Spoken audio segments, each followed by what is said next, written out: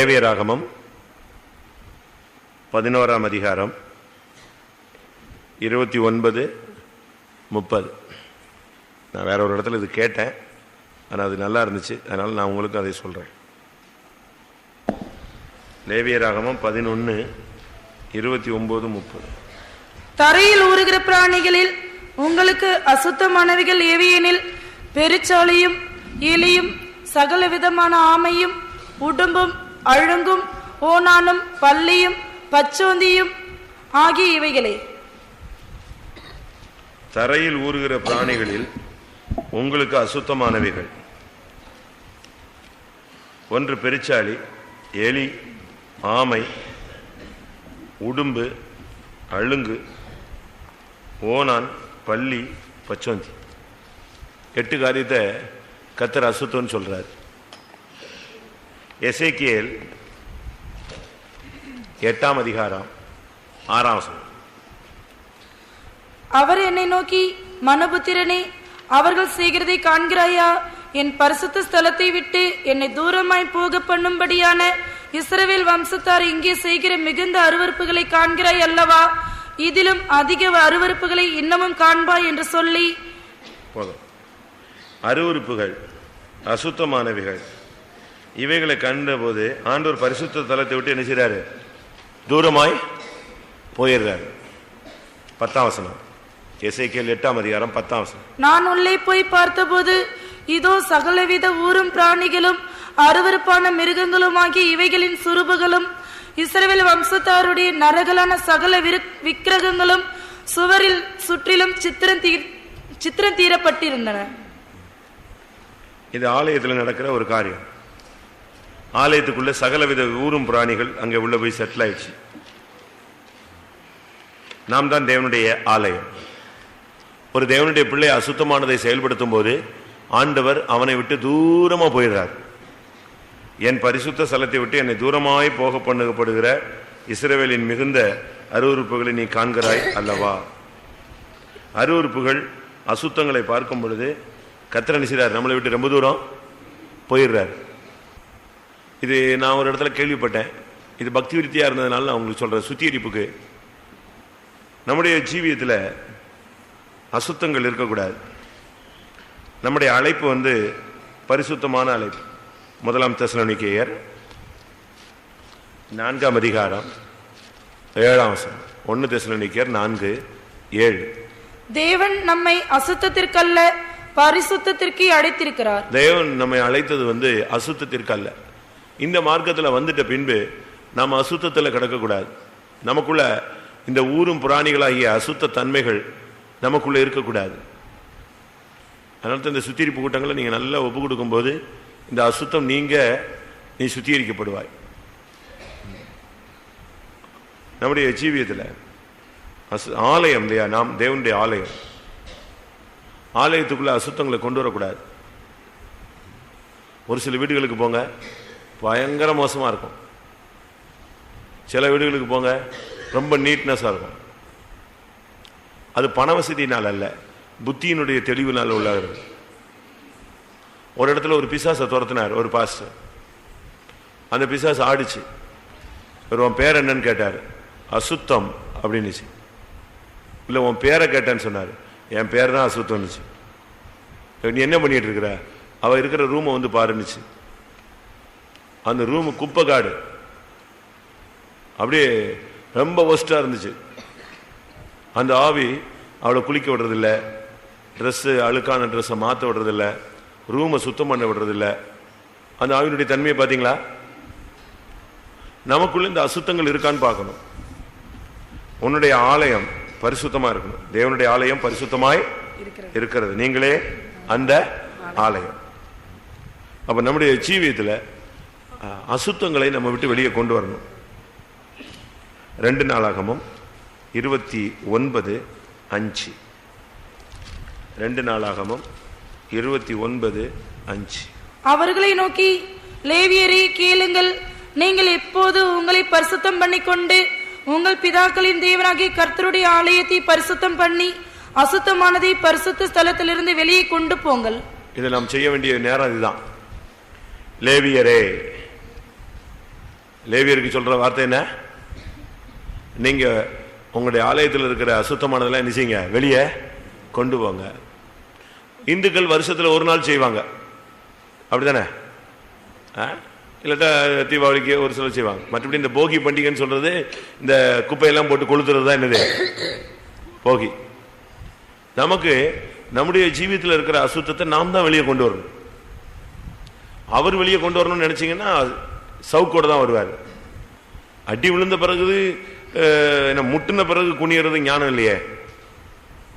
வந்த பின் காக்க முடியாது, வருமுன்னு என்ன செய்யணும், காக்கணும். ஆலயத்தில் உள்ள அசுத்தங்களை நாம் சரிப்படுத்த வேண்டிய நேரம் இதுதான். வருஷ கடைசிங்கிறது சுத்திகரிப்பின் நேரம். இந்த நேரத்தை நம்ம நல்லா பயன்படுத்திக்கிட்டு உட்கார்ந்து ஆலயத்தில் ஏதாவது அசுத்தம் இருக்கா.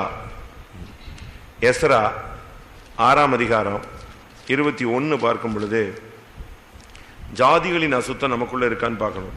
அப்படியே சிறை இருப்பிலிருந்து திரும்பி வந்த இஸ்ரவேல் புத்திரரும் இஸ்ரவேலின் தேவனாகி கர்த்தரை நாடும்படி பூலோக ஜாதிகளின் அசுத்தத்தை விட்டு அவர்கள் அண்டையிலே சேர்ந்த அனைவரும் அதை புசித்து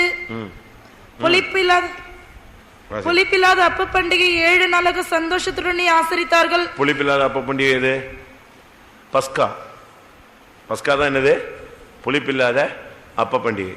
புளிப்பில்லாத அப்ப பண்டிகைன்னு சொன்னா துப்புரவு உண்மை என்கிற புளிப்பில்லா அப்பம். புளித்த மாவுங்கிறது என்னது? துர்க்குணம் பொல்லாப்பு. 1 கொரிந்தியர் 5:8 இது நீங்க படிச்சுக்கலாம். அப்ப இதுல இருந்து என்ன விளங்குறோம்? பஸ்காவை புசிக்கணும்னா நம்முடைய ஜீவியத்தில் ஒன்று ஆலயத்தில் அசுத்தம் இருக்கக்கூடாது, 2வது ஜாதிகளுடைய அசுத்தம் நமக்குள்ள இருக்கக்கூடாது. அப்படித்தான் இருக்காதுல்ல, அப்படித்தானே? பூலோக ஜாதிகளின் அசுத்தத்தை விட்டு பூலோக ஜாதிகளின் அசுத்தங்கிறது உலக ஜனங்களுடைய பாரம்பரியங்கள், பழக்க வழக்கங்கள், இதெல்லாம் நம்ம விடணும். சபைக்குள்ள வந்துட்ட பிறகு நமக்குள்ள இந்த பாரம்பரிய போராட்டங்கள் நினைச்சக்கூடாது. ஒவ்வொரு ஜாதிக்கும் ஒரு முறை இருக்கும், ஒவ்வொரு சபைக்காரங்களுக்கும் ஒரு முறை இருக்கு, ஒவ்வொரு குடும்பத்துக்கும் சில பாரம்பரியங்கள் நினைச்சது இருக்கு, சில ஜாதிகளுக்கு வித்தியாசமான பழக்கம் இருக்கு. அப்படித்தானே இருக்கா? ஆனா நாம இதுக்குள்ள வந்துட்ட பிறகு பூலோக ஜாதிகளுடைய அசுத்தம் நமக்குள்ள என்ன செய்யக்கூடாது, வர கூடாது. நீங்க இதுக்குள்ள வந்துட்ட பிறகு அதெல்லாம் தூர்த்தி போடணும். நம்முடைய ஜீவியத்தில் இவைகளை வச்சுக்கிட்டு இருந்தீங்கன்னா நாம இன்னும் தோல்விகளை தான் என்ன செய்வோம், இருப்போம். நல்ல ஆவிக்குரிய ஜீவியத்தில் இதுக்குள்ள வந்துட்ட பிறகு நாம் எபேசியர் 2:2 அவைகளில் நீங்கள் முற்காலத்திலே இவ்வுலக வழக்கத்திற்கேற்றபடியாகவும் கீழ்ப்படியாமையின் பிள்ளைகளிடத்தில் இப்பொழுது கிரியை செய்கிற ஆகாயத்து அதிகார பிரபுவாகி ஆவிக்கேற்றபடியாகவும் நடந்து கொண்டீர்கள். அவர்களுக்குள்ளே நாம் எல்லாரும் முற்காலத்திலே நமது மாம்ச இச்சையின்படியே நடந்து நமது மாம்சமும் மனசும் விரும்பினவைகளை செய்து சுபாவத்தினாலே மற்றவர்களைப் போல கோபாக்கினின் பிள்ளைகளாய் இருந்தோம். ஒரு காலத்தில் நம்ம அப்படி இருந்தோம். இப்ப இதுக்குள்ள வந்துட்ட பிறகு பூலோக ஜாதிகளுடைய அசுத்தங்கள் நமக்குள்ள என்ன செய்யக்கூடாது, வரக்கூடாது. இங்க வந்துட்ட பிறகு நேரம் பார்க்கறது, வீடு கட்டும் போது ஈசான மூலை பார்க்கறது, சனி மூலை பார்க்கறது, இதுக்குள்ள இங்க வந்துட்ட பிறகு டைம் பார்க்கறது, நல்ல நேரம் பார்க்கறது, கெட்ட நேரம் பார்க்கறது, இதுக்குள்ள வந்துட்ட பிறகு நீங்க உலகமான சடங்காச்சாரங்கள், உலக சம்பிரதாயங்கள், இதுக்கு நீங்க என்ன செய்யக்கூடாது, இடமே கொடுக்க கூடாது. இதெல்லாம் பூலோக அசுத்தங்கள், ஜாதிகளுடைய அசுத்தங்கள். நீ இதுக்குள்ள வந்துட்ட பிறகு ரொம்ப தெளிவா இருக்கணும். உன்னுடைய ஆலயத்தில் உள்ள அசுத்தங்களை நீ வெளியே கொண்டு வா. உனக்குள்ள இருக்கிற பூலோக ஜாதிகளுடைய அசுத்தத்தை வெளியே கொண்டு வா. யோபு 15ஆம் அதிகாரம் 16ஆம் வசனம். அநியாயத்தை தண்ணீரை போல குடிக்கிற மனுஷன் எத்தனை அதிகமாய் அருவருப்பும் அசுத்தமாய் இருக்கிறான். அநியாயத்தை தண்ணீரை போல குடிப்பது அது ஒரு அசுத்தம். அவனை கர்த்தர் சொல்றாரு, அநியாயத்தை எப்படி குடிக்கிறானா, தண்ணீரை போல குடிக்கிற மனுஷன். பாவத்தை தண்ணீரை போல குடிக்கிறாமாங்க. அநியாயத்தை தண்ணீரை போல குடிக்கிற மனுஷன் எத்தனை அதிகமும் அவன் எப்படி அருவருப்பும் அசுத்தமா இருக்கிறான். நியாயத்துக்கு புறம்பா பேசுறது, நியாயத்துக்கு புறம்பா செயல்படுறது, அநியாயமா பேசுறது, அநியாயமா நியாயம் தீர்க்கிறது, அப்படிலாம் நம்ம செய்யக்கூடாது. அநியாயத்துக்கு நீ இடம் கொடுத்தீங்கன்னா கர்த்தருடைய பார்வையில் நீ யாரு, அசுத்தன். நல்லா ஒயிட் அண்ட் ரெட் போடலாம், நல்ல நீட்டாக அயன் பண்ணி போட்டு வரலாம், நல்ல ட்ரெஸ் போட்டு வரலாம், புது புது ட்ரெஸ் எல்லாம் போடலாம், மேக்கப் பண்ணிக்கலாம். ஆனால் நீ அநியாயம் செய்தனா நீ யாரு? தேவனுடைய பார்வையில் அசுத்தன். அசுத்தன் எங்கே வர மாட்டான்? அசுத்தனுக்கு எங்கே இடம் கிடையாது, மேலே இடம் கிடையாது. அசுத்தர்கள் அசுத்தன் அதில் பிரவேசிப்பதில்லை. அதனால் நீங்கள் இந்த விஷயத்தில் ரொம்ப கவனமாக இருக்கணும். சங்கீதம் 106:39. அவர்கள் தங்கள் கிரியைகளினால் அசுத்தமாகி தங்கள் செய்கைகளினால் சோரம் போனார்கள். கிரியைகளில் அசுத்தம். ஏசாயா 6:5 பார்க்கும்போது உதட்டில் அசுத்தம், பேச்சில் அசுத்தம். அப்பொழுது நான் ஐயோ அதமானேன், நான் அசுத்த உதடுகள் உள்ள மனுஷன், அசுத்த உதடுகள் உள்ள ஜனங்களின் நடுவில் வாசமாய் இருக்கிறவன். அவனுடைய ஜீவித்தை பாத்தீங்களா? உதடு அசுத்தம். அடுத்து என்னது? அவன் ஃப்ரெண்ட்ஷிப்லாம் எப்படிதான் இருக்கு? அவன் கூட இருக்கிறவங்க எல்லாம் எப்படிதான் இருக்காங்க? அசுத்தமான ஜனங்கள். நம்முடைய ஜீவிதத்தில் ரொம்ப கவனமா இருக்க வேண்டிய நேரம். பிசாசு எப்படியாவது நம்மளை குற்றப்படுத்துறதுக்காக ஜாதிகளின் அசுத்தத்தை கொண்டு வருவான், ஆலயத்தை அசுத்தப்படுத்த நினைப்பான், அநியாயம் செய்ய வைக்க பிரயாசப்படுவான், நம்முடைய கிரியைகளில் தோல்விகளை கொண்டு வர ட்ரை பண்ணுவான், உதடில் நம்முடைய வார்த்தைகளில் அசுத்தத்தை கொண்டு வர ட்ரை பண்ணுவான். அடுத்து கடைசியாக ஏசாயா 28:8 சுத்தமான இடமே இல்லை, எல்லாமே போஜனம் எல்லாம் அசுத்தம். போஜன பீடங்கள் எல்லாம் வாந்தியினாலும் அசுத்தத்தினாலும் நிறைந்திருக்கிறது, சுத்தமான இடமில்லை. நம்முடைய போஜனம் கூட ரொம்ப கரெக்டா இருக்கணும். ஒரு சிலருக்கு போஜனத்தில் ஜெயம் இல்லை. அவங்களுக்கு அன்னைக்கு முழுசும் சாப்பாடு நல்லா இல்லைன்னா அன்னைக்கு முழுசும் என்ன ஆயிரும்? ஆளு வாழ்றதே ஒரு ஜான் வயிற்றுக்கு தான், அதையும் ஒழுங்கா இல்லைன்னு சொல்லிட்டு சண்டையை போட்டு இழுத்துருவாங்க. போஜனத்தில் கூட அசுத்தம். உபவாச நேரத்தில் போஜனம் பண்றது கூட அசுத்தம் தான். சரி, நாம் ரட்சிக்கப்பட்டவர்கள், நாம போய் மறுபடியும் என்ன செய்யக்கூடாது? அசுத்தத்தில் சிக்கக்கூடாது. 2 பேதுரு 2:20 என்ன சொல்லியிருக்கு? 2 பேதுரு 2:20 நீங்கள் இல்லையா? கர்த்தரும் இரட்சகருமாயிருக்கிற இயேசு கிறிஸ்துவை அறிகிற அறிவினாலே உலகத்தின் அசுத்தங்களுக்கு தப்பினவர்கள் மறுபடியும் அவைகளில் சிக்கிக் கொண்டு ஜெயிக்கப்பட்டால் அவர்களுடைய பின்னிலைமை முன்னிலைமையிலும் கேடுள்ளதாயிருக்கும். உலகத்தின் அசுத்தங்களுக்கு தப்பினவர்கள் மறுபடியும் அதுல என்ன செய்யக்கூடாது? சிக்க கூடாது. நம்மளை கர்த்தர் ரட்சிச்சிட்டார் இல்லையா? பரிசுத்த ரத்தத்தினால் நம்மை கழுவிட்டார். நம்மளை எவ்வளோ கர்த்தர் கிருபையினால மீட்டெடுத்துட்டார். இவ்வுலகத்தின் அசுத்தங்களுக்கு தப்பினவர்கள் மறுபடியும் என்ன செய்யக்கூடாது? அதுல போய் சிக்க கூடாது. அதுல போய் சிக்கினீங்கன்னா என்ன பிரயோஜனம்? நம்ம அதுல தப்பிட்டோம். தப்புன பிறகு நீங்க திவ்ய சுபாவங்களுக்கு தான் பங்குள்ளவர்களாய் மாறணும். 2 பேதுரு 1:4 இச்சையினால் உலகத்துக்கு உண்டான கேட்டுக்கு தப்பி திவ்ய சுபாவங்களுக்கு பங்குள்ளவர்களாய் மாறுங்கள். ஆனா இங்க என்ன நடக்குது? உலகத்தின் அசுத்தங்களுக்கு தப்பினவர்கள் மறுபடியும் அதுல போய் என்ன செய்யறாங்க? சிக்கிறாங்க. 1 லேவியராகமம் 11:29-30 மொத்தம் 8 பிராணிகளை குறித்து சொல்லி இருக்கிறேன். நான் சும்மா சிம்பிளா சொல்றேன், 2 பாட்டா நீங்க வச்சுக்கலாம். கொஞ்ச நேரம் ஜெபிச்சுட்டு நம்ம திரும்பவும் ஆண்டவருடைய சமூகத்தில் வரலாம். முதலாவது என்னது? பெருச்சாளி. இதெல்லாம் ரொம்ப சிம்பிள் கான்செப்ட் தான், நமக்கு எல்லாருக்கும் தெரிஞ்சதுதான். நம்முடைய வீடுகளிலேயே என்ன செய்யுது? இதெல்லாம் சுத்திட்டு இருக்கு. நம்ம வேண்டான்னு தான் சொல்றோம், ஆனா அவங்க வந்துட்டு தான் போகுது. அப்படித்தானே? நீங்க என்னெல்லாமோ பண்ணி பாக்குறீங்க, அதை ஒழிக்க முடியாது. அது என்ன செய்யுது? திரும்ப திரும்ப வந்துருது. அது குழி தோண்டும் பாருங்க. பெருச்சாலியுடைய மெயின் சுபாவம் என்னது? குழி தோண்டும். நம்பிக்கை துரோகம். விசுவாச ஜீவியத்துக்குள்ள வந்துட்ட பிறகு நீங்க யாருக்கும் நம்பிக்கை துரோகம் பண்ணக்கூடாது. புருஷனுக்கு நம்பிக்கை துரோகம் பண்ணக்கூடாது, மனைவிக்கு நம்பிக்கை துரோகம் பண்ணக்கூடாது, பெற்றோருக்கு நம்பிக்கை துரோகம் பண்ணக்கூடாது, சபைக்கு நம்பிக்கை துரோகம் பண்ணக்கூடாது. ஒரு ஊழியக்காரன் மற்ற ஊழியக்காரனுக்கு என்ன செய்யக்கூடாது? நம்பிக்கை துரோகம் பண்ண கூடாது. நல்லா புரிஞ்சுக்கோங்க. ஆவிக்குரிய ஜீவியத்தில் வந்துட்ட பிறகு நீங்க நம்பிக்கை துரோகம் பண்ணக்கூடாது. இந்த உண்ட வீட்டுக்கு என்ன செய்வாங்க? தமிழ்ல சொல்லுவாங்க, உண்ட வீட்டுக்கு ரெண்டகம் பண்றாங்க. அவங்க இவனை பிள்ளை மாதிரி வச்சிருப்பாங்க, இவன் அந்த வீட்டில் நெஞ்சிருவான், குழிய தோண்டிடுவான். தயவு செய்து நம்ம அப்படி யாரும் இருக்கக்கூடாது. நீங்க யாருக்காவது நம்பிக்கை துரோகம் பண்ணிருக்கீங்களா? வேர்ல்டு ஹிஸ்டரியில படிச்சு பார்த்தீங்கன்னா ஏதோ ஒரு இதுல ஷேக்ஸ்பியர் எதுலையோ வரும் ஒரு கதையில, புரூட்டஸ் நீயுமா அப்படிமா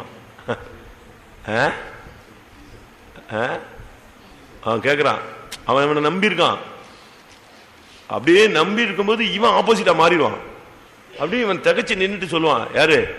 புரூட்டஸ் நீயுமா அப்படிமா. நீயும் மாறிட்டியா? ரைட்டு, என்னை கொண்டுருமா. எப்படி இருக்கும்? நம்பிக்கை துரோகிகளாய் நம்ம மாறக்கூடாது. சபை ஊழியத்துக்கு வந்துட்டு ஊழியத்துக்கு நம்ம நம்பிக்கை துரோகம் என்ன செய்யக்கூடாது? பண்ணக்கூடாது. ஊழியத்துக்கும் பண்ணக்கூடாது, மற்றவர்களுக்கும் நம்ம நம்பிக்கை துரோகம். விசுவாச ஜீவியத்தில் வந்துட்ட பிறகு விசுவாசிகள் எந்த ஒரு விசுவாசிக்கு நம்பிக்கை துரோகம் பண்ணக்கூடாது. புறஜாதியானுக்கு நம்ம என்ன செய்யக்கூடாது? நம்பிக்கை துரோகம் பண்ணவே கூடாது. உங்களுடைய ஓனர்களுக்கெல்லாம் நீங்க நம்பிக்கை துரோகம் பண்ணக்கூடாது. நீங்க ஒரு இடத்துல வேலை செய்றீங்கன்னா அந்த இடத்துக்கு நீங்க என்ன செய்யக்கூடாது? நம்பிக்கை துரோகம் பண்ண கூடாது. மொர்தெகாய் அந்த போஸ்டிங்ல அவன் ஒரு சாதாரண பியூனா இருக்கும்போது அவன் போய் ராஜாவுக்கு சொன்னான், என்னது 2 பேர் ராஜாவின் மேல கை போட போறாங்க. அவனுக்கு தெரிஞ்சிட்டு சும்மா இருக்க முடியல, போய் சொல்லிட்டான். அந்த 2 நம்பிக்கை துரோகிகளும் என்ன செஞ்சாங்க? கொல்லப்பட்டாங்க. அந்த விஷயத்துலதான் மொர்தெகாய் ஃபர்ஸ்ட் ராஜாவுக்கு முன்னால வந்து என்ன செய்யறான்? கனம் பண்ண படுகிறான். நம்ம இந்த நாட்டில் துரோகம் பண்ணவே கூடாது. ஒரு சிலர்லாம் புருஷனுக்கு பயங்கரமா துரோகம் பண்றாங்க, ஒரு சிலர் மனைவிகளுக்கு பயங்கரமா துரோகம் பண்றாங்க. மல்கியா 2ஆம் அதிகாரத்தில் 14ஆம் வசனம். மல்கியா ஏன் என்று கேட்கிறீர்கள்? கர்த்தர் உனக்கும் உன் இளவயதின் மனைவிக்கும் சாட்சியா இருக்கிறார். உன் தோழியும் உன் உடன்படிக்கையின் மனைவியுமாகி அவளுக்கு நீ துரோகம் பண்ணினாயே. உன் மனைவிக்கு என்ன செஞ்சிட்டா நீ? உன் உடன்படிக்கையின் மனைவி உன்னுடைய தோழி, அவ கூட வாழ்க்கை நடத்திட்டு அவளுக்கு நெஞ்சிட்ட நீ துரோகம் பண்ணிட்ட. அடுத்த வசனம், ஆகையால் ஒருவனும் தன் இளவயதின் மனைவிக்கு என்ன செய்யக்கூடாது? துரோகம் பண்ணாதபடி உங்கள் ஆவியை குறித்து எச்சரிக்கையாரு. புருஷனுக்கு துரோகம் பண்ண, மனைவிக்கு துரோகம் பண்ணாதீங்க. நீதிமொழிகள் 31ஆம் அதிகாரம் 11ஆம் வசனம். அவள் புருஷனுடைய இருதயம் அவளை நம்பும். மனைவிகள் புருஷனுக்கு என்ன செய்யக்கூடாது? துரோகம் பண்ணக்கூடாது, குழி தோண்டக்கூடாது. புருஷன் உன்னை நம்பணும். புருஷனுக்கு துரோகம் பண்ணிடாதீங்க, மனைவிக்கு நீங்க நெஞ்சிடாதீங்க, துரோகம் பண்ணிடாதீங்க. யூதாஸ் ஊழியத்துக்கு துரோகம் பண்ணினான். யாரையே காட்டி கொடுத்துட்டான்? இயேசுவையே காட்டி கொடுத்துட்டான். அவன் என்ன அது? அதுக்கு ஒரு சிலர் சொல்லுவாங்க, அவன் வந்து இயேசு தப்பிடுவார்னு நினைச்சான். இதெல்லாம் இந்த சாக்கு போக்கெல்லாம் சொல்லலாமா? இவன் காசு வாங்கிட்டு வந்துடுவானா? இவன் காசு வாங்கிட்டு பாக்கெட்ல போட்டு போயிடுவானா? இவங்க வந்து பிடிக்க வரும்போது இவர் நெஞ்சிருவாராம், மிஸ் ஆயிடுவாராம். இது சினிமா கதையாது, சும்மா. அவனை பிறவாது இருந்தாலே நலமா இருக்கும். அவன் பிறந்ததே என்னது? சாபந்தான்ட்டாரு.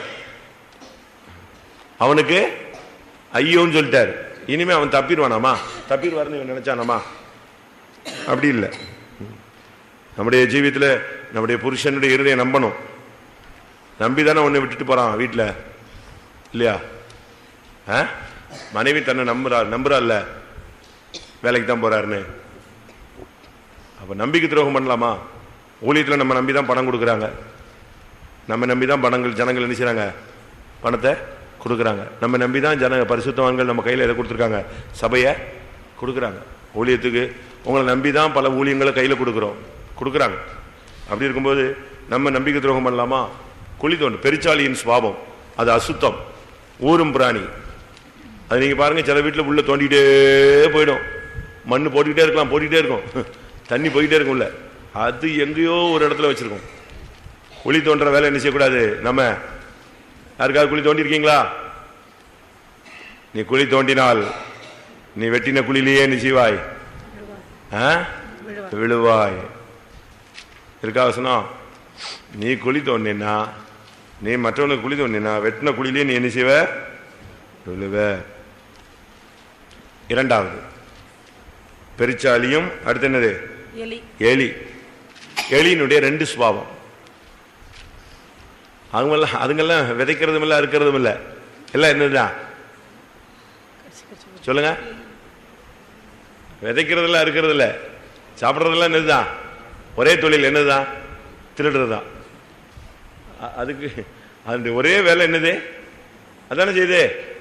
அது என்ன சம்பாதிக்குதா, இல்லை எங்கேயாவது போய் வேலை செய்யுதா, எங்கேயாவது சேர்த்து வைக்குதா? சேர்த்து வைக்கும். திருடி கொண்டு போய் என்ன செய்யும்? சேர்த்து வச்சிடும். ஆனால் அதுக்குன்னு ஒன்றும் கிடையாது. எலியினுடைய மெயின் கேரக்டர் என்னதுதான்? திருடுறது. ஒரு சிலருக்கு அப்படி ஒரு ஆசை இருக்கு, ஆவி. அது ஒரு ஈவில் ஸ்பிரிட். அதனால தான் பிசாசுக்கு பேர் என்னது? திருடன். அப்படித்தானே? திருடன் திருடவும் கொல்லவும் அழிக்கவும் வருகிறானே அன்றி வேற ஒன்றுக்கும் வரான். திருடுறது அவங்களுக்கு இருக்கும். ஆனாலும் அவங்களுக்கு அந்த கை என்ன செய்யாது? நிற்காது, ஊறும். கை ஊறிட்டே இருக்கும். நாங்கள் கன்வென்ஷனில் ஒரு பிள்ளையை கொண்டு வந்து விட்டாங்க. நான் சொல்லியிருப்பேனா? கன்வென்ஷனில் ஒரு கேர்ள் காலேஜுக்கு படிக்கிறா. நான் முன்னால் கேம்பில் இருக்கேன். பேக்கில் இருந்து சொல்கிறாங்க, ஒரு வாலிப பிள்ளையை பிடிச்சிருக்கோம், செல் எடுத்துட்டா அப்படின்னு சொல்லி. அதுக்குள்ளே அவங்க சபை ஊழியக்காரங்க அவங்களுக்கு எல்லாருக்கும் மெசேஜ் அனுப்பிச்சிருச்சு, போயிடுச்சு. நான் கார் எடுத்துகிட்டு பின்னால் போகிறேன். ஏன்னா உள்ளே கூடி போக முடியாதுல்ல, சுற்றி போகணும். பின்னால் போகிறேன். போகிற வழியில் ஒரு பாஸ்டர் பார்த்து, ஏய் அந்த பிள்ளை மேலே ஏதோ ரிப்போர்ட் சொல்லியிருக்கான், யாரோ பொய் சொல்லிட்டான், நீ கவனமாக டீல் பண்ணு, அது அழகான பிள்ளை, அறிவான பிள்ளை, ரொம்ப படித்த பிள்ளை, நீ என்னத்தையாவது போய் நீ உன்னுடைய புத்தியை காட்டிடாத, திருப்பி அவளை ஏதாவது பண்ணிவிடுவா, பிரச்சனை ஆகிடும் அப்படின்ட்டாரு. சரி என்ன அது பிள்ளை நல்ல பிள்ளைங்கிறாங்களேன்னு சொல்லிட்டு சரின்ட்டு நான் போனேன். அங்கே போனால் அவள் இருக்கா, அவங்க சண்டே ஸ்கூல் ஹெட் மாஸ்டர் வந்தாச்சு, எல்லோரும் வந்தாச்சு.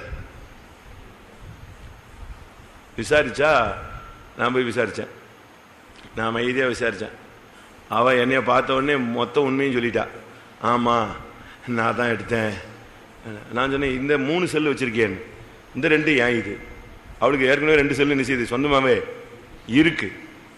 ஆனாலும் ஒரு அம்மா பாத்ரூம் போறேன்ட்டு இந்த பேக்கை பார்த்துக்கோன்னு சொன்னாங்களாம். அவங்க பாத்ரூம் போயிட்டு வரதுக்குள்ள இவள் பேக்கை திறந்து செல் நல்லா இருந்தோடனே அதே எடுத்து வச்சுக்கிட்டா. அவ்வளோதான். பேக்கை வந்தவுடனே கையில் கொடுத்துட்டு இவள் ஒரே போயிட்டா. அவளுக்கு வசதி இருக்கு, அறிவு இருக்கு, காலேஜுக்கு படிச்சுட்டு இருக்கா. ஆனால் அதை பார்த்த உடனே ஒரு இச்சையின் ஆவி நெஞ்சிருச்சு, உள்ள வந்துருச்சு. இல்லாதவா இல்லை, அது ஒரு ஸ்பிரிட், எலி. வீட்டில் பிள்ளைகளுக்குள்ள இந்த சுபாவம் இருக்கும். அப்படித்தானே? சில மனைவிமார்களுக்கு இருக்கும், சில புருஷன்மார்களுக்கு இருக்கும். அவர் பாக்கெட்லேருந்து இவங்க எடுத்துருவாங்க, இவங்க ஒளிச்சு வச்ச இடத்துலேருந்து அவங்க எடுத்துருவாரு, அவர் எடுத்துட்டு போயிடுவாரு. ஒருத்தர் விசுவாசியோடைய புருஷன், ஆனா குடிகாரன். அவன் சொல்றான், கரெக்டா ஒளிச்சு மாத்தி மாத்தி ஒளிச்சு வைப்பா, கரெக்டா கண்டுபிடிச்சிருவேன் அப்படிமா. அவன் அரிசி இதில் போட்டு முக்கி வச்சாலும் கண்டுபிடிச்சிருவான், கடுகுல போட்டாலும் நெஞ்சிருவான், கண்டுபிடிச்சிருவான். 2லையும் தொல்லையா இருக்கு, ஜன்னல்ல வச்சா ஜன்னல் எடுத்துருவான். அவன் சொல்றான், நான் யோசிச்சுக்கிட்டே சோத்திரம் பண்ணிட்டே கண்டுபிடிச்சிருவாங்க. இவன் குடிகாரனுக்கு சோத்திரம் எது? எலி. இவங்க அவர் கொஞ்சம் அசந்தா இவங்க நெஞ்சிடறாங்க, இந்த எலி வேலை செஞ்சிருது. ஒன்று இந்த எலின்னு சொன்னா திருட்டு புத்தி, அதுக்கு ஒன்றும் சொந்தம் கிடையாது. அடுத்தவனதை எடுக்கிறதே ஒரு ஆவி. நீங்க பிள்ளைகள் கூட சின்ன வயசுலயே இப்படி பழக்கம் இருந்தா நீங்க அதை என்ன செய்யணும்? கண்டிச்சு கண்ட்ரோல் பண்ணிக்கிட்டே வரணும், எடுக்கவே கூடாது. அப்படி நீங்க பிராக்டிஸ் கொடுக்கணும் பிள்ளைகளை. அப்படி எடுத்தா நீங்க அதை கண்டிச்சு அதுக்கு மன்னிப்பு கேட்க வச்சு அதை என்ன செய்யணும்? அந்த ஆவியை அந்த பிள்ளைய விட்டு அப்புறப்படுத்தணும். இல்லைன்னு சொன்னா உங்க வீட்டில் 10 பைசா திருடுவான், ஸ்கூல்ல 1 ரூபா திருடுவான், வெளியே 10 ரூபா திருடுவான்.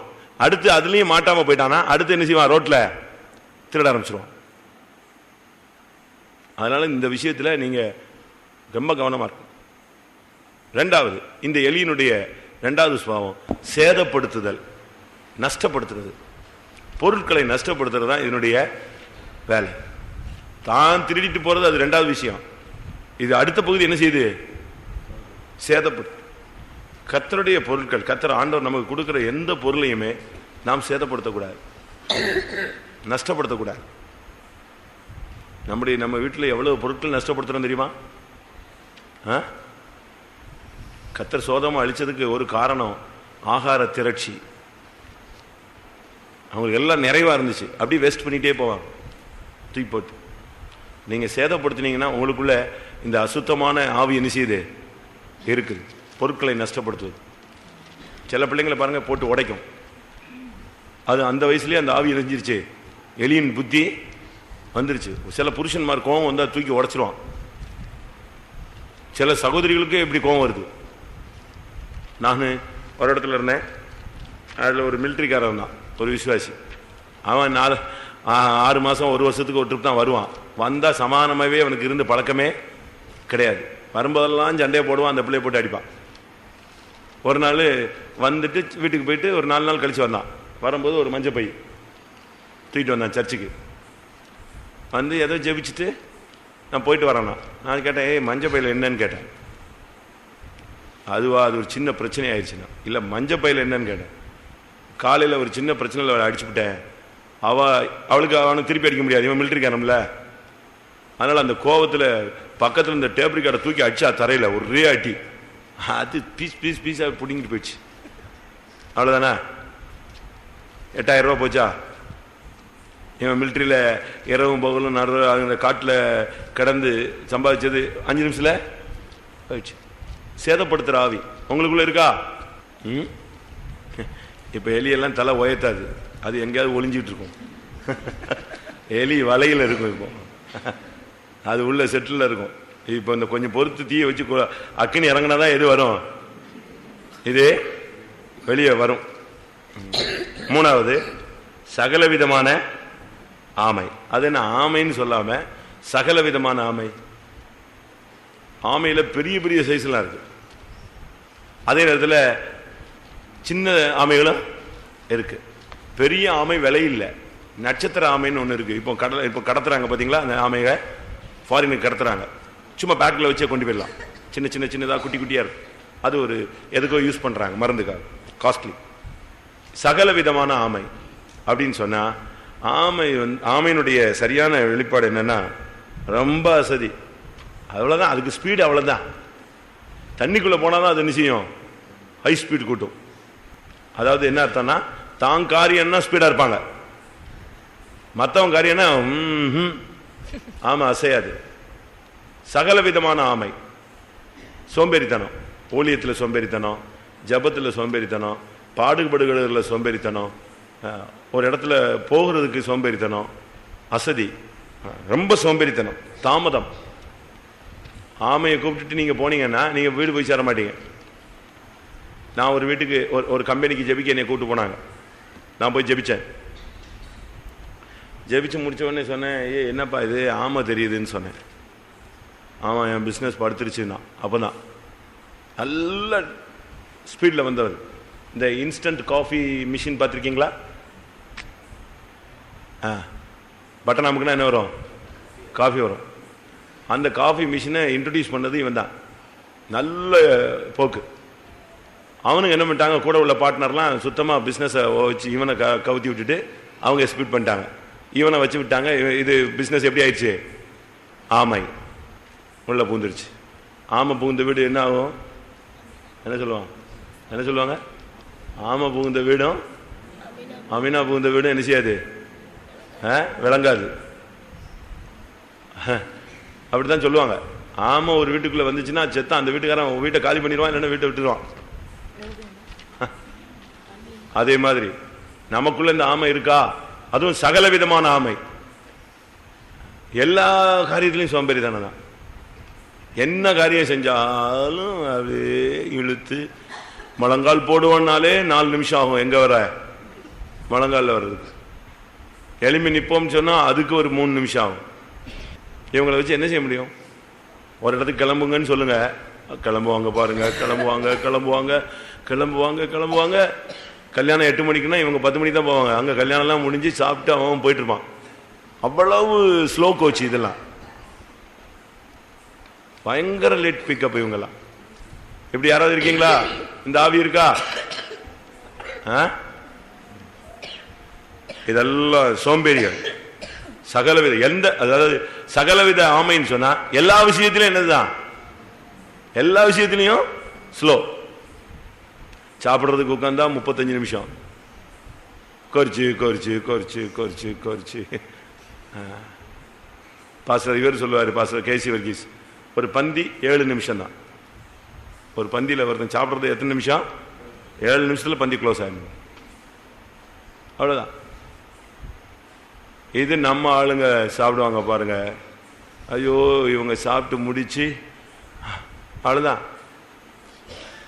எல்லாம் ஜபமா அதே தான், ஊழியமா அதே தான், எந்த ஒரு காரியமும் ஒரே சோம்பேறித்தனம்.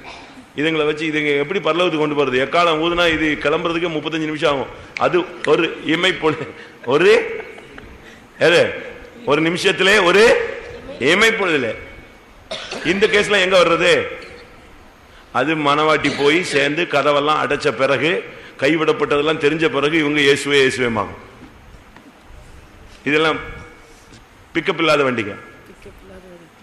இதை பரலோகத்துக்குலாம் என்ன செய்ய முடியாது, கொண்டு போக முடியாது. ஊழியம் சொல்றது சும்மா அண்ணல் பறக்கிற மாதிரி இருக்கணுங்க. விசுவாச வாழ்க்கைங்கிறது ஸ்பீட் கூட்டணும், வேகத்தை கூட்ட வேண்டிய ஒரு காலம். நம்ம எப்படி இருக்கோம் நீங்களே யோசிச்சு பாருங்க. அடுத்து உடும்பு. உடும்பு தெரியுமா? அவ்வளவுதான், பிடிச்சா பிடிச்சதுதான். அது எந்த பாஸ்டர் வந்து பஞ்சாயத்து பண்ணாலும் அவ்வளவுதான். அம்மா வந்தாலும் சரி, அப்பா வந்தாலும் சரி, அண்ணா வந்தாலும் சரி, பாஸ்டர் வந்தாலும் சரி. பழைய காலத்துல உடும்பை யார் யூஸ் பண்ணா? திருடர்கள் யூஸ் பண்ணாங்க. பழைய காலத்துல உடும்பை திருடர்கள் யூஸ் பண்ணுவாங்க. நீங்க சரித்திரம் படிச்சீங்கன்னா தெரியும். பெரிய பெரிய அரண்மனைகள்ல, பெரிய பெரிய வீடுகளில் ஏறுறதுக்கு அதுல கயிறை கட்டிக்குவாங்க, தூக்கி எறிவான். அது எவ்வளவு தூரம் போய் விழுதோ அந்த வீட்டில் போய் அங்க தரையில பிடிச்சுக்கும், அவ்வளவுதான். அதை பிடிச்சு ஒருத்தன் ஏறுவானா, அப்ப அது என்ன அளவு கிரிப் கொடுக்குது பாருங்க, பிடிப்பு ஸ்ட்ராங்கா பிடிச்சிருது. அதை பிடிச்ச ஏறி போயிடுவான். ஏறி மேலே போய் வீடெல்லாம் திருடிட்டு எப்படி வந்தானே தெரியாது. இறங்கும் போது உடும்பு தூக்கி தோல்ல போட்டுக்கிட்டு எங்க வந்துடுறது, வந்துடுவான். நீங்க அடிச்சு பாருங்க, உடும்ப சாதாரணமா சாகாது. அதனுடைய பாடி பயங்கரமா. பிடிவாதக்காரனை நீங்க அடி அடின்னு அடிங்க, திருப்பி அதுலேயே தான் நிற்பான். அப்படித்தானே இருக்கா? அப்படியே பிடிவாதக்காரங்க இருக்காங்களா? இருக்கீங்களா? இருக்கிறோமா? இருக்கா? நமக்குள்ள இருக்கா? சிலருக்குள்ளெல்லாம் பயங்கர பிடிவாதம். அது ஜபத்துல பிடிவாதம் பண்ணலாம். ஆண்டவரே எனக்கு தாரும், ஆண்டவரே எனக்கு தாரும், ஆண்டவரே எனக்கு தந்தே ஆகணும், ஆண்டவரே. பரவாயில்ல, அங்க ஜபத்துல பிடிவாதமே பண்றதில்ல. இங்க வீட்டுல வந்துட்டு பிடிவாதம் இருக்கா? அப்படி இருக்கா உங்களுக்குள்ள? நமக்குள்ள இருக்கா பிடிவாதம்? தான் பிடிவாதம் இருக்கா? எல்லா வாதத்துக்கும் மருந்து உண்டு. எல்லா வாதத்துக்கும் என்ன உண்டு? மருந்து உண்டு. எந்த வாதத்துக்கு மட்டும் மருந்து கிடையாது? பிடிவாதத்துக்கு மட்டும் மருந்து கிடையாது. புருஷனும் மனைவியும் போய்கிட்டு இருந்தாங்களாம். முயல் ஒன்று கிராஸ் ஆச்சான். அப்போ இவன் சொன்னா, முயல் எவ்வளோ ஃபாஸ்ட்டில் போகுது பார்த்தியா, என்ன ஸ்பீடாக இருக்குன்னு. அவ சொன்னாலாம், ஆமாம் பார்த்தேன், ஆனால் இந்த முயலுக்கு 3 கால் தான் இருந்துச்சு. நான் அவன் சொன்னான், அவனுக்கு என்ன பைத்தியமா, கண்ணு தெரியல உனக்கு? முயலுக்கு எப்படி 3 கால் இருக்கும்? 3 கால் எந்த முயலுக்கு இருக்கும்? நீ படிச்சது கிடையாதா, பார்த்தது கிடையாது? நீங்க பார்த்தீங்களோ படிச்சீங்களோ தெரியும். நான் இப்போ போன முயலுக்கு எத்தனை கால் தான்? 3 கால் தான். நாளாம் இவனுக்கு சொல்லி சொல்லி டென்ஷன் ஆகி கடைசியில் அடித்தடி ஆயிடுச்சு. அடிச்சுட்டான், ரோட்டில் வச்சு அடிச்சுட்டான். உன்னையே போய் கல்யாணம் கட்டி வச்சாங்க பாரு, எனக்கு 3 காலுன்னு சொல்லி இவ்வளோ பிடிவாதம் பண்ணுறேன். அது சொல்லுவான், கதை தானே அது. கடைசியில் இப்படியே அடித்து திருப்பி அவ சொன்னாலாம், நீங்கள் அடித்தா அடிங்க, ஆனால் நான் பார்த்த முயலுக்கு எத்தனை கால் தான்? 3 கால் தான். அதில் ஸ்ட்ராங்காக இருந்தாலும் இப்படியே போய் வீட்டுக்கிட்ட போகும்போது வயல் வழியாக போயிட்டு இருந்தாங்களாம். திருப்பியும் இதே வாக்குவாதம் வந்துருச்சு. அடிச்சிட்டான். அடித்து பக்கத்தில் இருக்கிற சேத்துல போட்டானா, நீ வீட்டுக்கே வராத, சேத்து தொலைஞ்சு போ, பிடிவாதக்காரியே தேவை இல்லைன்னு போட்டு அடித்து அவளை அந்த சேத்துல முக்கிட்டான். முக்கிட்டு போய் தொலைஞ்சான்னு சொல்லிட்டு திரும்பி பார்த்தா சேத்துக்குள்ள இருந்து கையை வைத்தினாலாம். என்னது என்னது? 3 கால் தான் மேம். அவங்க இந்த மூடனை நொய்யோட நொய்ய குத்துனாலும் இருக்கா? வசனம் இருக்கா? மூடனை வாசிங்க. அவனை போட்டு உரல்ல போட்டு இடி இடின்னு இடிச்சாலும் அவனுடைய மூடத்தனம் வாசி எங்க இருக்கு? எடுத்தவங்க யாராலும் வாசிங்க சத்தமா வசனம் சொல்லிட்டு. மூடனை வசனம், அதான் வசனம் சொல்லிட்டு சொல்லணும். நீதிமொழிகள் 27:22. மூடனை உரல்ல போட்டு, நான் சொன்னது கம்மியாக சொல்லிட்டேன், அந்த சேத்துல போட்டுன்னு சொல்லிட்டேன். இங்க உரல்ல போட்டு உலக்கையினால நொய்யோ குத்தினாலும் அவன் 3 கால் தான்மா. இப்படி வீட்டில் யாராவது இருக்கீங்களா? பிடிவாதம். உங்க பிள்ளைகளுக்குலாம் இந்த ஆவி இருந்தா இப்பவுமே தெரிஞ்சிடும். விவரம் தெரியாம வெளியே சொல்லி காட்டிடுவாங்க. இப்பவுமே அந்த ஆவி என்ன செய்யணும்? சரியா நீங்க இந்த நாட்டில் பிடிவாதம் இருக்கா? நல்ல காரியங்கள்ல வைராக்கியம் பாராட்டணும். அதுதான் பவுல் சொல்றாரு. நீ வைராக்கியம் பாராட்டினா நல்ல காரியத்தில் என்ன செய்ய? வைராக்கியம் பாராட்டு. ஏன் உலக காரியங்கள்ல, இந்த வீட்டு குடும்ப காரியங்கள்ல, சின்ன சின்ன காரியங்கள்ல போட்டு மல்லு கட்டிட்டு இருக்கேன்னு சொல்றாரு. கலாத்தியர் 4:18. நல்ல விஷயத்தில் வைராக்கியம் பாராட்டுவது நல்லதுதான். நல்லது. நல்ல விஷயத்துல வைராக்கியம் பாராட்டு. வேண்டாத காரியங்களுக்கு என்ன செய்யக்கூடாது?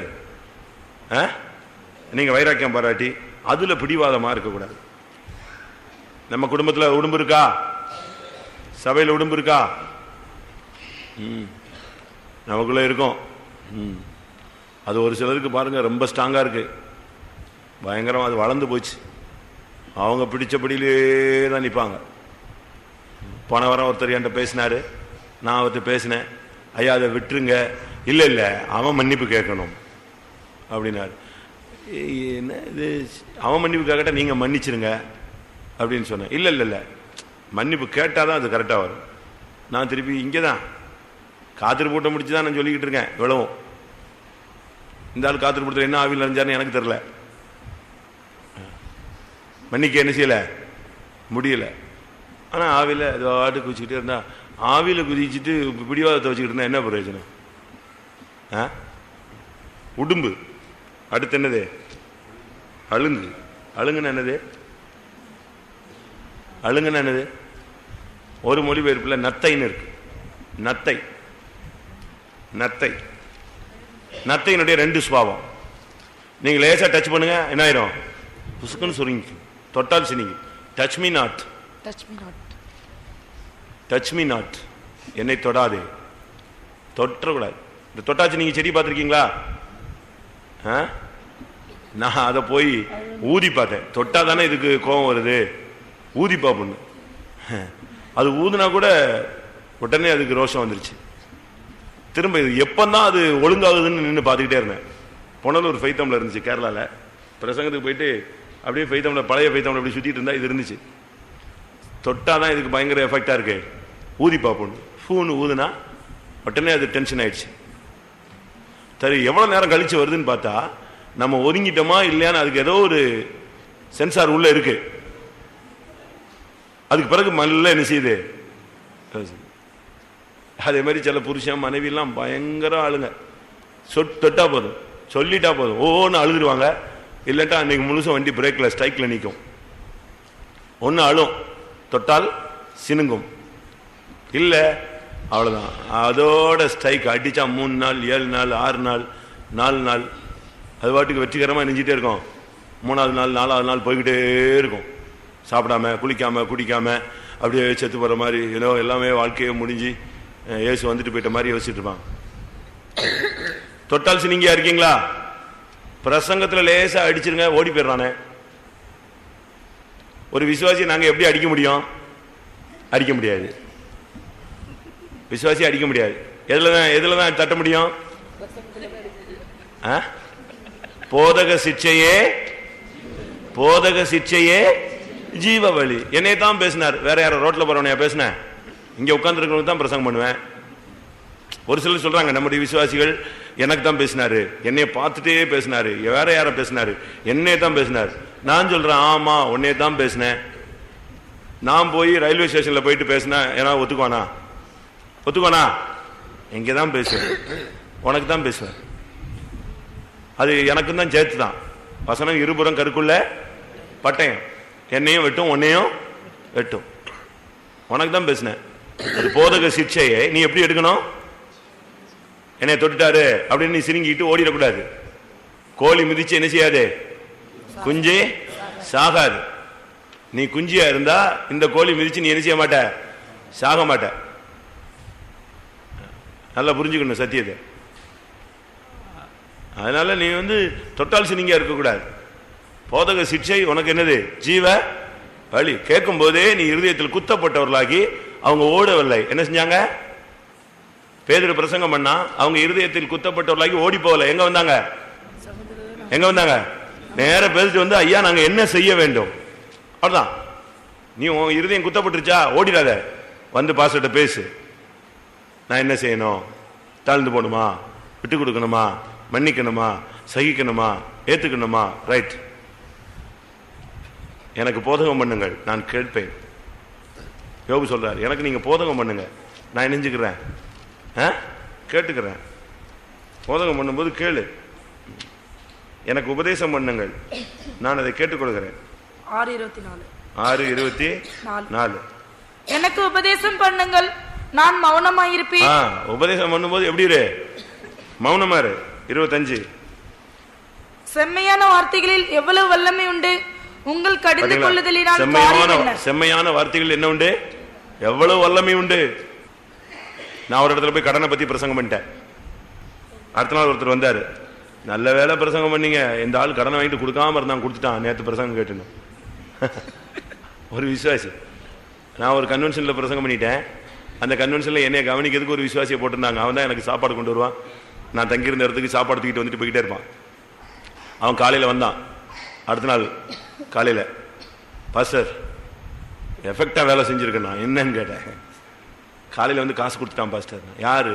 ஒருத்தன் காசை வாங்கிட்டு கொடுக்காமலே போயிட்டான். விசுவாசி தான். இன்னைக்கு காலையில் கொடுத்துட்டான். ஏன்னா நான் பிரசங்கம் பண்ணேன், துன்மார்க்கன் வாங்கின கடனை கொடுக்காமல் இருக்கிறான். நீ வாங்கின கடனை கொடுக்கலன்னா யாரு நீ? துன்மார்க்கன். இதை கேட்ட உடனே இன்னைக்கு தான் அவனுக்கு இந்த வசனமே தெரிஞ்சிருக்கு. அது வரைக்கும் வாங்காம வாங்கிட்டு கொடுக்காம இருந்தா பரலவம் போயிருக்கலாம்னு நினைச்சிருக்கான். அடுத்த நாள் காலையில் கொடுத்துட்டான். பரவாயில்ல. பிரசங்கம் கேட்கும் போது ஜீவித்தை என்ன செய்யணும்? சரிப்படுத்தணும். ஓடக்கூடாது, தொட்டால் சினிங்கா இருக்கக்கூடாது. நத்தை தொட்டு பாருங்க, அப்படியே உள்ள இழுத்துக்கும். அவ்வளவுதான். அது பிறகு கூட்டத்துக்கு வரமாட்டான், ஜபத்துக்கு வரமாட்டான், ஏரியா பிரேயர் வரமாட்டான். ஓடு ஓடு ஓடிட்டே இரு. யோவான் 15:3 என்ன சொல்லுது? உபதேசத்தை கேட்கும் போது நீ சுத்தமா மாறிட்டே இருக்கணும், ஓடக்கூடாது. யோவான் 15:3 நான் உங்களுக்கு சொன்ன உபதேசத்தினாலே நீங்கள் இப்பொழுதே சுத்தமாய் இருக்கிறீர்கள். இப்பமே நீ கேட்கும் போதே உன்னை எப்படி மாத்தணும்? அது உன்னை துக்கப்படுத்த கூடாது. எப்படி மாறணும்? தேவனுக்கு ஏற்ற துக்கமா மாறி நீ இப்பவே கேட்கும் போதே என்ன செஞ்சிடணும்? சுத்தமா என்ன. அடுத்து இந்த நத்தையினுடைய இன்னொரு வேலை, அந்த ஓட்டை தூக்கிட்டே சுத்துங்க. அப்படித்தானே? அதுக்கு மேல என்ன இருக்கு? அதுதான் வீடு, அதுதான் அது வாழ்க்கை, அதுதான் அது. எப்ப பார்த்தாலும் இந்த பாரங்களை சுமந்து அப்படியே செத்து போன மாதிரியே சுத்திட்டு இருக்கிறது. எங்க பார்த்தா மரத்துல ஏறினாலும் இதை தூக்கிட்டாலையும், ரோட்ல வந்தாலும் இதை தூக்கிட்டு தான் வரும். செத்தாலும் இதோட தான் என்ன செய்யுது? சாகுது. உலக கவலையோடு நீ ஏன் போயிட்டே இருக்க இந்த மார்க்கத்துல? உலக கவலை எதுக்கு? அதையும் தூக்கிட்டே அலையிற. வீடு வீடு வீடு. அன்னைக்கு ஒருத்தங்க எழுதுறாங்க, சொல்லக்கூடாது, இங்க உட்காந்துருக்கீங்களா, அது வேற என்னத்தையா நான் மாத்தி சொல்லி தொலைஞ்சிட போல. எனக்கு கடன் அடைக்கப்பட வேண்டும், சொந்த வீடு வாங்க வேண்டும். கடன் இருக்கு, இதுல வேற சொந்த வீடு வேற வாங்கணுமா? என்ன ஜெபம் பாருங்க நம்ம ஆளுங்க கவலைய. எனக்கு கடன் பாரம் எல்லாம் நீங்க வேண்டும், சொந்த வீடும் வாங்க வேண்டும். ஏன் இருக்கிற கடனை முதல்ல க்ளோஸ் ஆகட்டும், அதுக்கு எழுதி கொடு. அதுக்குள்ளேயே அடுத்த பட்ஜெட் தூக்கி எங்க வைக்கிற? சட்டசபையில் வைக்கிறிய? டக்குன்னு தூக்கி எதுக்கு? இருக்கிற பிரச்சனையை தீர்க்கறதுக்குள்ள வெளியே பார்க்கல. இந்த உலக கவலையை நீ வச்சுக்கிட்டேன்னா நாம் பண்ற பிரசங்கம், யார் பண்ற பிரசங்கம் வேலை செய்யாது. அந்த வசனம் விதைக்கிற விஷயத்தை எடுத்து பாருங்க. கேட்கும் போது நல்லா இருக்கும், ஆனா உலக கவலை இருந்தால் இந்த பிரசங்கம் என்ன செய்யாது? வேலை செய்யாது. எங்க இருக்கு? விதைக்கிறவன் ஒருவன் விதைக்க 13:22 முள்ளுள்ள இடங்களில் விதைக்கப்பட்டவன் வசனத்தை கேட்கிறவனாயிருந்தும் உலக கவலையும் ஐஸ்வர்யத்தின் மயக்கமும் வசனத்தை நெருக்கி போடுகிறதினால் அவனும் பலனற்று போவான். உலக கவலை உனக்குள்ள வச்சுக்கிட்டே நீ தூக்கிக்கிட்டே அலைஞ்சேனா வசனம் உனக்குள்ள என்ன செய்யாது? வேலை செய்யாது. ஒன்று தொட்டால் சின்னுங்கிறது, இரண்டாவது என்னது? உலக கவலை. நல்ல நீங்க தெளிவான அறிவோடு இருக்கணும். கர்த்தர் தருவார், கர்த்தர் தருவார், கர்த்தர் தருவார், தருவார், தந்தா வாங்கிக்கிறேன். அவர்கிட்ட இருந்து என்ன செய்யணும்? வாங்கிக்கணும். நமக்கு என்ன தேவைன்னு அவருக்கு என்ன செய்யும் தெரியும். அடுத்து யாரு யாரு? ஓனான். இதுக்கு வீடும் கிடையாது, வாசலும் கிடையாது, இருக்கிற இடம்லாம் வேலி தான். ஓனான் எங்க தான் இருக்கும்? வேலி. மதில் மேல் உள்ள ஜீவியம். ராகாப் வீடு எங்க இருந்துச்சு? மதில் மேல இருந்துச்சு. இவங்க ஜெயிச்சா இங்க, அவங்க ஜெயிச்சா அங்க. ஓனான் தவளை தண்ணிக்கு இழுக்கும், ஓனா எனக்கு எங்க இழுக்கும்? வேலிக்கு இழுக்கும். வேலிதான் எட்டி எட்டி பார்க்கும். பார்த்துருக்கீங்களா? அது பார்த்துருக்கீங்களா? அப்படியே எந்திரிச்சு நின்றுக்கும், அப்படியே பார்க்கும், திருப்பி நார்மலுக்கு வந்துடும். அவ்வளோதான். நம்முடைய ஜீவியம் வேலியில் இருக்கக்கூடாது, சும்மா ஏதோ போக்குவரத்து மாதிரி இருக்கக்கூடாது. சபைக்குள்ள, சபையில் நீ ஒரு சரியான ஒரு ஸ்டாண்டர்ட் லைஃப்ல வரணும். ஏதோ போற மாதிரி வேலியில் இருக்கிற மாதிரி இருக்கக்கூடாது. நீ உள்ளவா. ஏன் வேலியில் நிற்கிற? வெளியிலே நிற்கிறாய், ஏன் வேலியில் நிற்கிறாய்? உள்ளவா. கிறிஸ்துவுக்குள்ள நீங்க ஆழத்துக்குள்ள வாங்க, அன்பின் ஆழத்துக்குள்ள வாங்க, பரிசுத்தவாங்களுடைய ஐக்கியத்தின் ஆழத்துக்குள்ள வாங்க. சும்மா எங்கேயோ டிஸ்டன்ஸ்ல போய் நின்னுக்காத, தூரத்தில் போய் நிச்சயாத, நிக்காத, வா, உள்ளவா. ஓனான் ராகாப் மதில் மேல இருந்தா. மதில் மேல் பூனையா இருக்க கூடாது. நீ எங்கிட்டு போவன்னு யாருக்குமே தெரியாது. அடுத்து பல்லி. பல்லிக்கு சொல்றாங்க நாக்குல பசை இருக்கா. நாக்குல என்ன இருக்கு? அப்படி பூச்சி ஒரு விழுப்பு இழுக்கும், அவ்வளவுதான். அந்த பூச்சி தொலைஞ்சுது. அந்த பசை ஒரு டச்சிங் தான். எங்க வரும்? ஒரு சத்தம் கொடுத்துக்கிட்டே இருக்கும். அதை கேட்டு பாதி பேர் நல்ல நேரங்கிறான், பாதி பேர் இப்ப ஏதாவது நம்ம பேசிட்டு இருக்கோம்னு வச்சுக்கோங்களேன், ஒரு வீடை பத்தி, இது கீச்சு பூச்சிங்க அங்குது எங்கிட்ட அது ஒரு பிரச்சனையில கத்தும். இவன் உடனே பத்தியா பள்ளி, நம்ம விசுவாசியை சொல்றானே பள்ளி சத்தம் கொடு. பள்ளி சத்தம் கொடுச்சுன்னா கரெக்ட் ஆயிடுச்சா? இது இவனை எங்க கொண்டு போய் விசுவாசத்தில் சேர்க்கிறது? நாவில் பசை. உங்களுடைய வார்த்தையில இந்த முகஸ்துதி பண்ணக்கூடாது. ஒரு சிலர்லாம் அது அப்சலோமின் ஆவி. அப்சலோமின் ஆவி முகஸ்துதி பண்றது, மனுஷனை ஈர்க்கிறது, இழுக்கிறது. நம்முடைய ஜீவியத்தில் இந்த பள்ளியுடைய வாழ்க்கை இருக்கக்கூடாது. மற்றவங்களை படக்கு படக்குன்னு இழுத்துரும். நீங்க பாருங்க, டியூப்லைட்ல இருக்கும், அங்கங்க உட்காந்துருக்கும். இந்த பூச்சிங்க இந்த வெளிச்சத்துக்கு போக இது இது இருக்கிறது தெரியாம அங்க போனா இது ஒரு செகண்ட்ல எழிஞ்சிடும், டப் டப்னு இழுத்துரும். உங்களுடைய நாவு எப்படி இருக்கு? ஒரு சிலர் சொல்றாங்க அவன் நாக்குல சனி இருக்குமா. தெரியுமா? நாக்குல என்ன இருக்கான்? சனி இருக்குமா. ஏன்னா அவன் சொன்னது அப்படியே நிச்சயம் என்னத்தையா சொல்லிவிடுவான். உங்க நாக்குல என்ன இருக்கு? பசை இருக்கா? சனி இருக்கா? கிருபை இருக்கா? பரிசுத்தம் இருக்கா? உங்க நாவு எப்படிப்பட்ட இருக்கு? நாவு எப்படிப்பட்டது? நெருப்பு. கண்ணை வாயை திறந்தானா, உள்ள என்ன இருந்துச்சான்? நீங்கள நேரடியா வந்துட்டீங்களோ? கண்ணனை அவங்க அம்மா அடிச்சுட்டு வாயை திறக்க சொன்னாலாம். கண்ணன் வாயை திறந்தானா, என்ன இருந்துச்சான்? உள்ள உலகம் இருந்துச்சான். கண்ணன் வாய்க்குள்ள உலகம் இருந்துச்சுமா. உன் வாய்க்குள்ள உலகம் இருக்கா? என்ன இருக்கு? பரலோகம் இருக்கா? கிருபை இருக்கா? என்ன இருக்கு? ஒருத்தர் சொன்னாரு, இந்த நாவு நெருப்பு. இந்த பாஸ்பேட் தெரியுமா? பாஸ்பரன்னு சொல்லுவாங்க. அது தண்ணிக்குள்ள இருந்தா அமைதியா இருக்கும். வெளியே எடுத்து இந்த வீடுகள்லாம் சில நேரத்தில், சில குடிசை வீடுகள்லாம் அப்பப்போ எரிஞ்சிருச்சுன்னு சொல்லுவாங்க. இந்த பாஸ்பரத்தை தூக்கி போட்டு போயிடுவானுங்க. அந்த வாதியிலேயே வச்சிருப்பான். அந்த ஈரத்திலிருந்து வெளியே எடுத்து போட்டா அந்த ஈரத்தன்மை போன உடனே நிச்சயம் தீப்பிடிச்சு எரியும். அதுக்காக நாவு நெருப்பு. அதனாலதான் வாய்க்குள்ள எரிஞ்சிருக்காரு, ஈரத்துக்குள்ளே வச்சிருக்காரு. இது தொண்டை காஞ்சிருச்சுன்னா, சூடு ஏறிடுச்சுன்னு வச்சுக்கோங்க, எல்லாரையும் சேர்த்து கொளுத்திடும். பல்லி இருக்கா? நாவுல பல்லி இருக்கா? பசை, முகஸ்துதி பண்றது. மற்றவங்களை அது சத்தம் கொடுக்கும். அந்த சத்தத்திலேயே எல்லாரும் நம்பிடுவான். அடுத்ததாக என்னது? பச்சோந்தின்னா உங்களுக்கு எல்லாருக்குமே தெரியும். ஏன்னா நம்மளே பாதி பேர் இப்படி தான் ஆக்ட் பண்ணிட்டாலே. இங்கே வரும்போது அப்படியே விசுவாசி, வெளியே போன உடனே யாரு உடனே ட்ரெஸ் மாறிடுது, பேச்சு மாறிடுது, ஸ்டைல் மாறிடுது. நம்ம ஆளுங்களை கண்டுபிடிக்கணும்னா எங்கே போய் பார்க்கணும் தெரியுமா? கல்யாண வீட்டு ரிசப்ஷனுக்கு போகணும். கல்யாணத்துக்கு போகக்கூடாது, கல்யாண வீட்டில் ரிசப்ஷனுக்கு போகணும். பாதி விசுவாசி இங்கே வரமாட்டான் கல்யாணத்துக்கு, அவன் எங்கே வருவான்? அங்கே வருவான். அங்கே போய் பார்த்தா தான் இவனுடைய ஒரிஜினாலிட்டி தெரியும். எப்படி வருவான்? ஆல்சுமா அப்படியே மிதந்துட்டு வருவாங்க பாருங்க. கலரு நம்மளால இங்கேயே கலர் தான் போட்டு வரான். 190 பேர் சேசை சர்ச் மாதிரி தானே இருக்கு. இப்போ ஒயிட் அண்ட் ஒயிட்ல யார் வரா?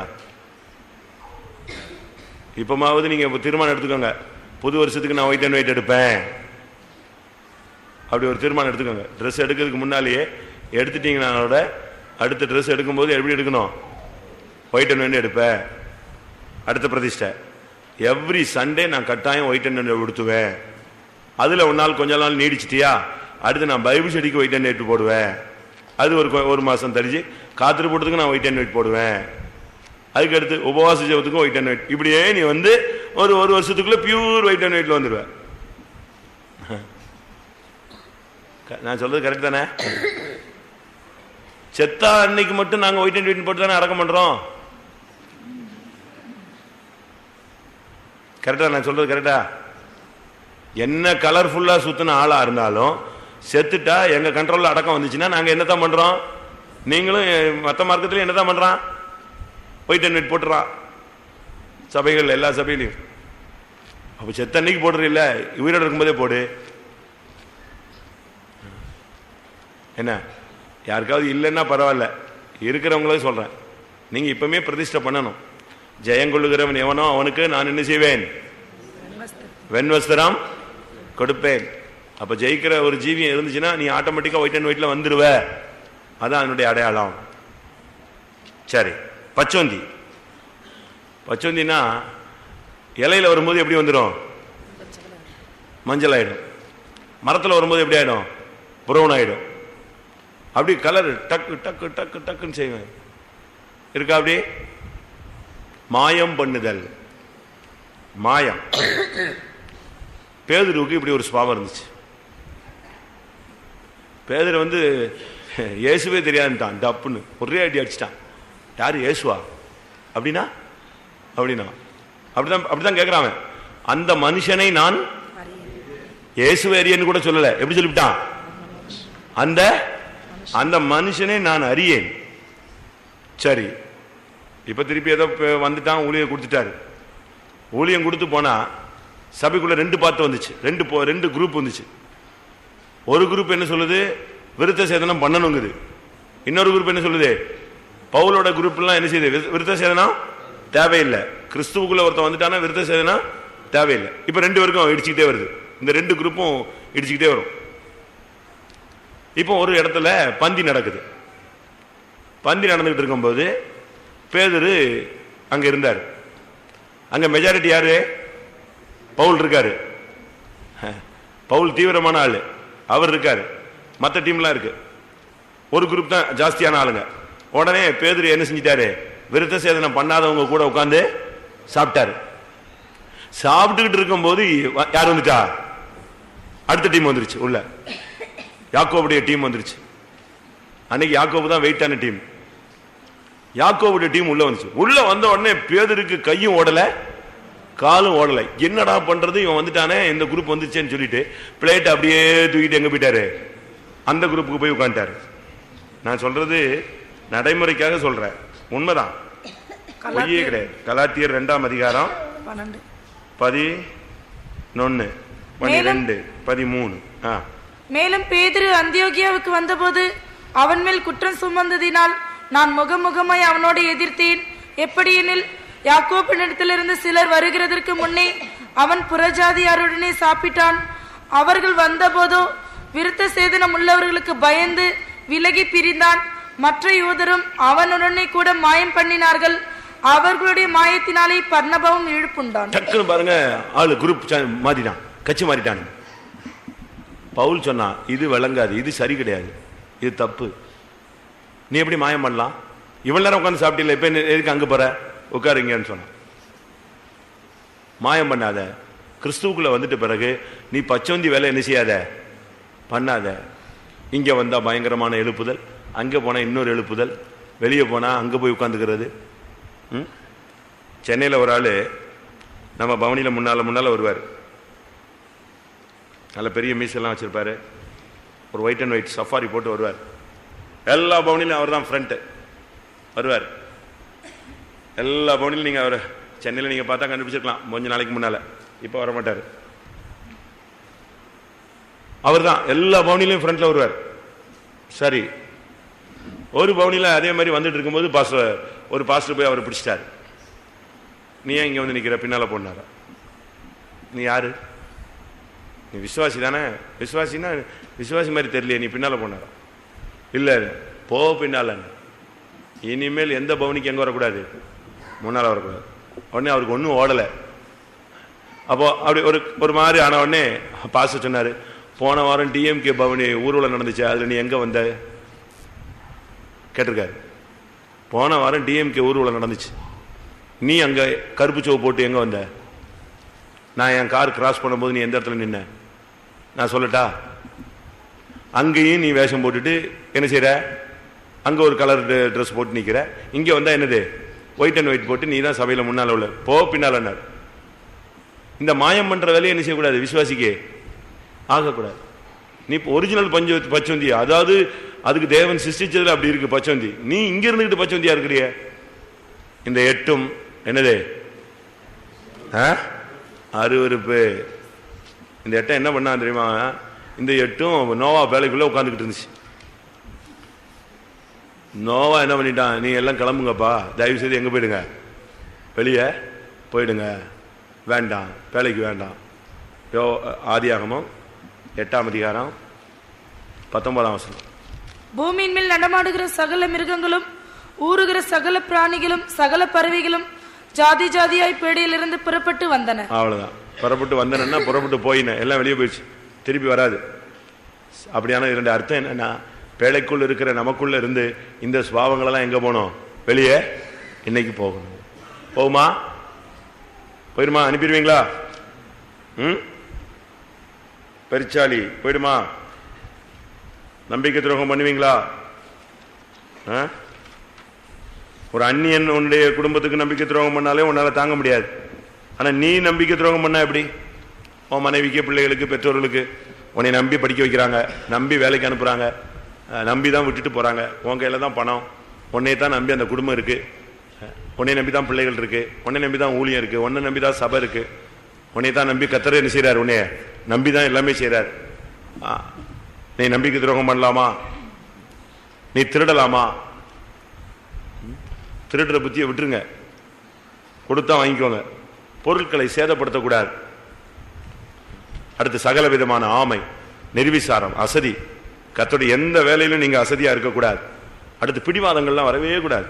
பிடிவாதத்தெல்லாம் விட்டுறணும், பிளெக்சிபிளா மாறுங்க. சகித்தல், விட்டு கொடுத்தல், அதே இதுல நிக்காதீங்க, பிடிச்ச பிடியிலேயே நிக்காதீங்க. அடுத்து தொட்டால் சின்னுங்கிறது. வேற ஒரு சின்ன காரியம் சொன்னா அதை நீங்க பெருந்தன்மையோடு எடுத்துக்கணும். உடனே மூஞ்சி தூக்கி போட்டு சோத்திரன்னு போயிடக்கூடாது, நீ பாட்டுக்கு போயிடக்கூடாது. பரவாயில்ல, அடிக்கட்டும். நீதிமான் என்னை தயவாய் குட்டட்டும். அது இப்படி தயவாய் எப்படி குட்டுவான்? அது தப்பு. நீதிமான் என்னை குட்டட்டும். தயவா குட்டட்டும்னா எப்படி? அது எப்படி தயவாய் குட்டட்டும்னா ஓங்கிட்டு அப்படி லேச தொடரா? அப்படி இல்லை. நீதிமான் என்னை குட்டட்டும், அது என் தலைக்கு எப்படி இருக்கும்? என்னையோடு இருக்கும். பரிசுத்தவான்கள் தானே, ஊழியக்காரங்க தானே, பரவாயில்ல, ரைட், சரி. நான் என்னைய கர்த்தர் என்ன செய்றார், இந்த பாதையில கொண்டு போறார், நான் இன்னும் சரிப்படுத்திக்கிறேன். அப்படித்தான் பைபிள்ல சொல்லுது. ஞானவானை கடிந்து கொள், அவன் என்ன செய்வான், அதுல தேறுவான். பரியாசக்காரனை நீ கடிஞ்சுகொள், நீ தான் வெட்கப்படுவாய். அப்படித்தான் பைபிள் இருக்கு. அடுத்து பாரத்தை சுமக்காதீங்க. உலக கவலையில உங்களுடைய கவலைகள் எல்லாம் யார் மேல வைங்க? கர்த்தர் மேல வைத்து விடுங்க. அடுத்து சபைக்கு உள்ள வாங்க. எந்த ஒரு ஊழியனாலும் உள்ளவா, ஜபம்னாலும் உள்ளவா. எல்லாத்திலையும் வெளியே நின்றுக்கிட்டே வேடிக்கை பார்க்காத. நீங்க அந்நியனை போல வேலியில் நிற்க கூடாது. அந்நியன் அல்ல. நாம் இனி அந்நியர்களும் பரதேசிகளுமா இராமல் ஒரே வீட்டாரும் ஒரே நகரத்தாருமா இருந்து பரிசுத்தவான்களோடு ஒரே மாளிகையாக கூட்டி கட்டி எழுப்பப்படுகிறோம். அடுத்து பல்லி. வார்த்தைகள் ரொம்ப கவனமா இருக்கணும். பசை, மற்றவங்களை ஏமாத்துற மாதிரி, வஞ்சிக்கிற மாதிரி, மற்றவங்களை பாக்கெட் பண்ற மாதிரி, கவர்ச்சியாக இழுக்கிற மாதிரி, சத்தம் கொடுக்கறது, பேசுறது, கொஞ்சிறது, கெஞ்சுறது, இதெல்லாம் விளங்கவே விளங்காது. இந்த பேச்சில் பேசுறது, அப்படியே இந்த பள்ளி பார்த்தீங்களா, இங்க வந்துட்டு கொஞ்சிறது கெஞ்சுறது இதெல்லாம் ஆவே ஆகாது. விசுவாச ஜீவியத்துக்கு வந்துட்டு பிறகு கொஞ்சிறது இதெல்லாம் ஆகாது. நீ பல்லி புத்திலாம் காட்டக்கூடாது. அடுத்து பச்சோந்தியா மாறக்கூடாது.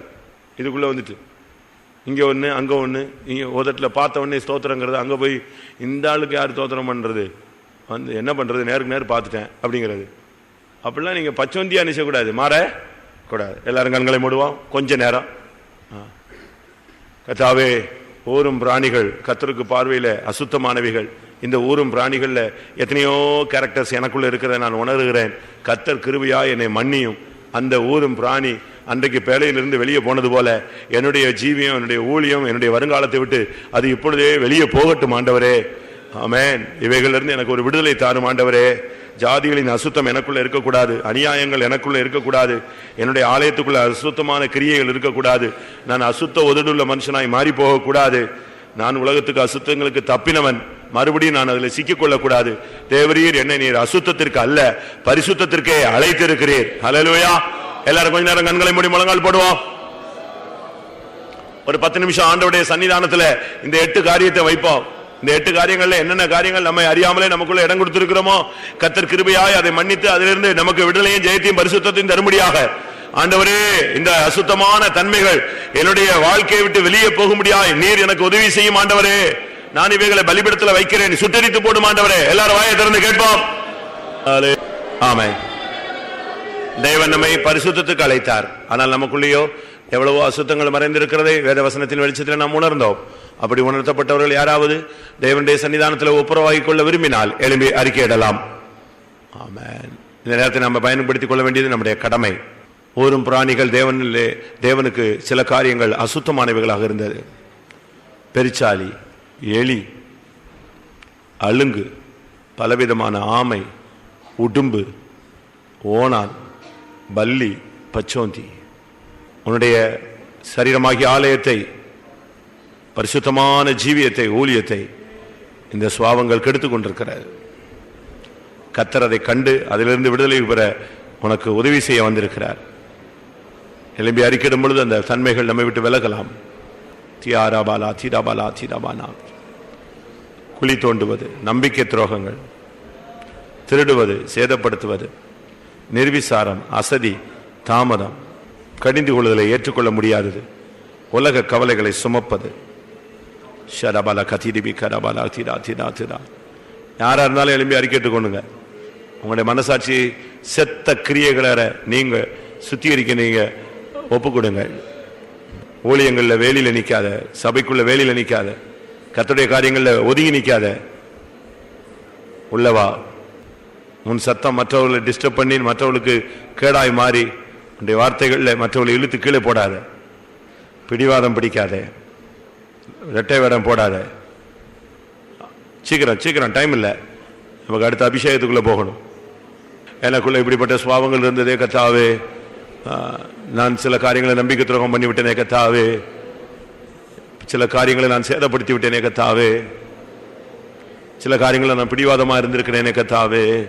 ஒண்ணுமில்லாத காரியத்துக்கு நான் பிடிவாதக்காரனாய் மாறிவிட்டேனே. நான் இரட்டை வேடம் போட்டுட்டேனே சுவாமி. என்னுடைய வார்த்தைகள்ல மற்றவங்களை நான் கீழ்படுத்தி விட்டேனே சுவாமி. ஓ ரிபி கரபாலா ஷரபானியா. கர்த்தருடைய காரியங்களை நான் உள்ளுக்குள்ள வராமல் நான் ஒதுங்கி நின்னேனே சுவாமி. இந்த 8 ஆவியும் போனால் கர்த்தர் 8 வித நன்மைகளை தருவார். இந்த 8 தன்மையில வெளியே போகும்போது அந்த 8 இடம் எம்டி ஆகுது.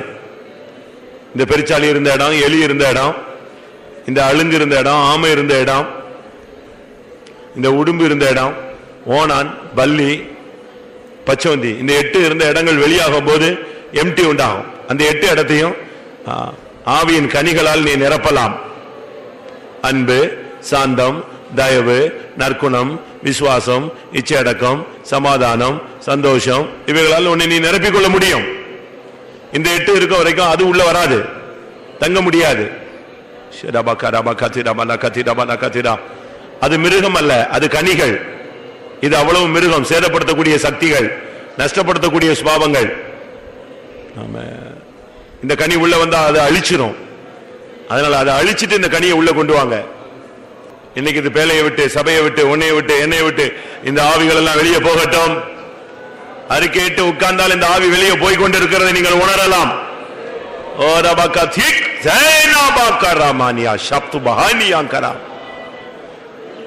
அறிக்கையிடும் பொழுது அந்த வல்லமைகள் வெளியே போவதை நான் உணர்கிறேன். எத்தனை பேர் ஆவியில உணர்கிறீர்கள்?